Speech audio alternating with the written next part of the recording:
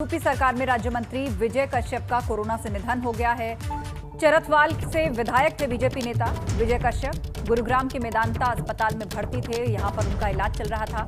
UP सरकार में बाढ़ और नियंत्रण मंत्री थे विजय कश्यप। पिछले 20 दिनों से वो गंभीर हालत में थे, उनका मेदांता अस्पताल में इलाज चल रहा था और ताजा अपडेट के मुताबिक उनका निधन हो गया है। यूपी सरकार में मंत्री थे और 20 दिनों से गंभीर हालत में थे।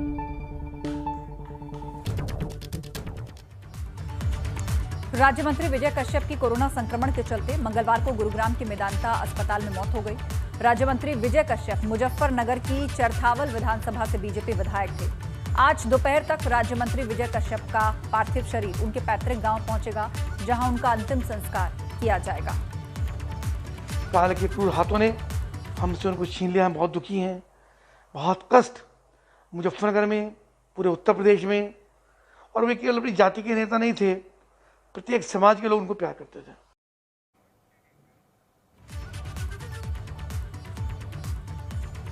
कोरोना की दूसरी लहर में अब तक बीजेपी के 5 विधायकों का निधन हो चुका है, जिनमें रमेश दिवाकर औरैया से बीजेपी के विधायक, केसर सिंह बरेली से बीजेपी विधायक, सुरेश श्रीवास्तव लखनऊ से, दल बहादुर कोरी रायबरेली सलोन से बीजेपी के विधायक थे और अब विजय कश्यप चरथावल यानी मुजफ्फरनगर से बीजेपी विधायक, जिनका निधन हो गया है। तो कोरोना का कहर किस तरह बरपा है, बीजेपी के 5 विधायकों का निधन इसके चलते हो चुका है।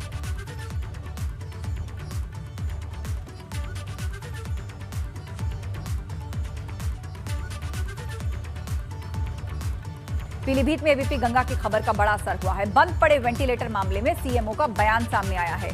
सीएमओ सीमा अग्रवाल ने बंद पड़े वेंटिलेटर को देकर अब सफाई पेश की है। 16 वेंटिलेटर समेत 4 बाई पाइप, 4 HFNC को एक्टिव बताया है। जरूरत पड़ने पर एक एनेस्थेटिक्स और एक फिजिशियन की मॉनिटरिंग में वेंटिलेटर चलाने की बात कही है। नोडल अधिकारी और सीएमओ ने निरीक्षण कर जल्द ही वेंटिलेटर शुरू करवाने के निर्देश दिए हैं।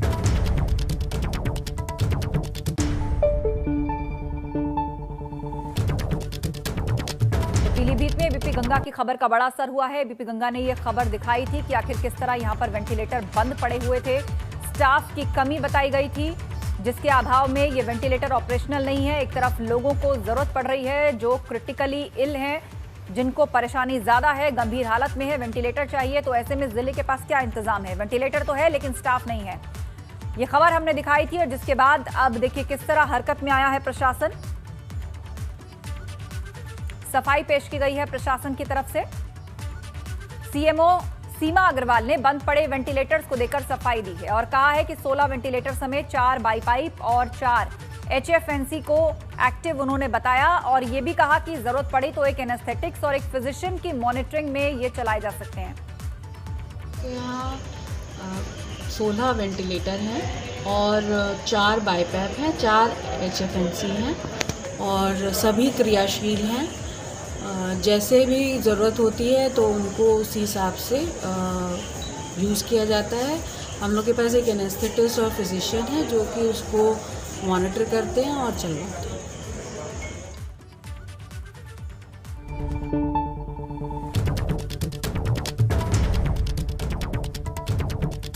चंद्रकांत हमारे साथ पीलीभीत से फोन लाइन पर जुड़ गए हमारे सहयोगी। चंद्रकांत, सीएमओ बेशक सफाई दे रही हैं और कह रही हैं कि जरूरत पड़ेगी तो एनेस्थेटिक्स और फिजिशियन की मॉनिटरिंग में इनको चला लिया जाएगा, लेकिन बड़ा सवाल ये कि जिस तरह से दूसरी लहर का हम सामना कर रहे हैं, गंभीर हालत में जो मरीज पहुंच रहे हैं, संसाधन है लेकिन उनके लिए उपयोगी नहीं है। जी बिल्कुल, जिस तरीके से बताना चाहेंगे 16 वेंटिलेटर के बंद होने की खबर एबीपी गंगा ने प्रमुखता से दिखाई थी, जिसके बाद प्रशासन हरकत में आया है और जरूरत पड़ने पर एक एनेस्थेटिक सहित एक फिजिशियन की मॉनिटरिंग में वेंटिलेटर चलाने की बात कही गई है। लेकिन अब तक ये बंद पड़े थे, ये अपने आप में एक बड़ा सवाल खड़ा करता है। और उसके बाद जब खबर दिखाने के बाद ये ऐसा हरकत में आता है, प्रशासन से फटकार लगने के बाद जिला प्रशासन एक्शन में आता है, तो ये कहीं ना कहीं एक बड़ी लापरवाही भी देखी जा सकती है, जिससे वेंटिलेटर का लाभ कई लोगों को मिल सकता था जो इससे पहले संक्रमित रहे या उनको जो इससे पहले मरीज बीमार रहे, उनको अगर लाभ मिल जाता शायद उनकी जानें बच सकती थी। लेकिन ये बड़ी लापरवाही है जिसको लेकर अब प्रशासन हरकत में आता दिख रहा है। शुक्रिया विक्रांत, आप नजर बनाए रखिए। तो प्रशासन हरकत में आता दिख रहा है और उसने अपने इंतजामों को शेयर भी किया और कहा है कि जरूरत पड़ेगी तो हम फिजिशियन और एनेस्थेटिक्स के साथ इनको चला भी लेंगे। जानकारी के लिए शुक्रिया।